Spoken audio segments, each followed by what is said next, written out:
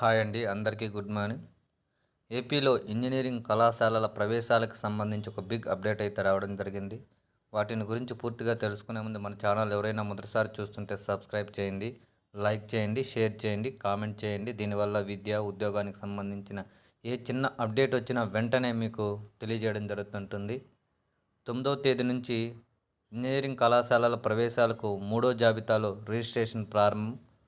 15న సీట్ల కేటాయింపు, 11 నుంచి బైపీసీ విభాగం తొలి విడత కౌన్సిలింగు, 21వ తేదీన తుది సీట్ల కేటాయింపు, 24 నుంచి రెండో దశ కౌన్సిలింగ్ అనేటువంటిది ప్రారంభం కానున్నట్లు వార్తాపత్రికలో విడింది. అంటే ఇంజనీరింగ్ కళాశాలకు సంబంధించి రిజర్వేషన్కి సంబంధించి కోర్టులో కేసు అనేటువంటి సాగడం వల్ల మొదటి కౌన్సిలింగ్ తర్వాత ఇంజనీరింగ్ ప్రవేశాలకు బ్రేక్ ఏర్పడింది.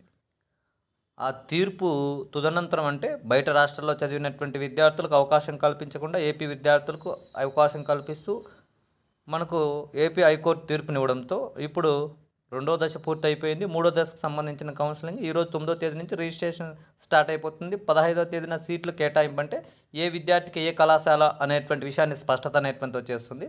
దానికి అనుగుణంగా వాళ్ళ ఫోన్లకి వాళ్ళ ఈమెయిల్ అడ్రస్కి మనకు ఒక మెసేజ్ అనేటువంటి వస్తుంది అలాట్మెంట్ చేసినట్లుగా. దాని తర్వాత అన్ని సర్టిఫికేట్లు వారు వెరిఫికేషన్కి హాజరైన తర్వాత ఆ సర్టిఫికేట్లు ఏ కాలేజ్ అయితే అలాట్మెంట్ చేసినారో ఆ కళాశాలకు వెళ్ళి వారు జాయిన్ కావాల్సి ఉంటుంది.